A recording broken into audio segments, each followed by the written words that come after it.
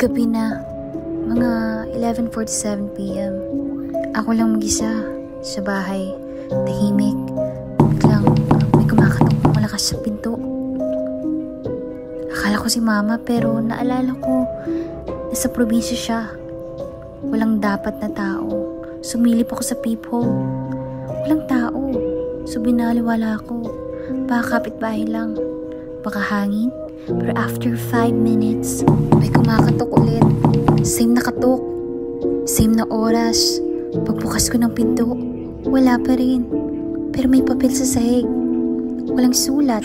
Walang kahit ano. Blanco. Pinasok ko sa loob. Sinara ko yung pinto. Tapos may nag-text. Unknown number? Sabi lang, bakit binuksan mo? Kinalabutan ako. Hindi ko alam kung lalabas ako. Magdasal na lang. Tapos biglang may kumatok uli. Mas malakas. Mas mabilis. Hindi ko alam kung tao yun.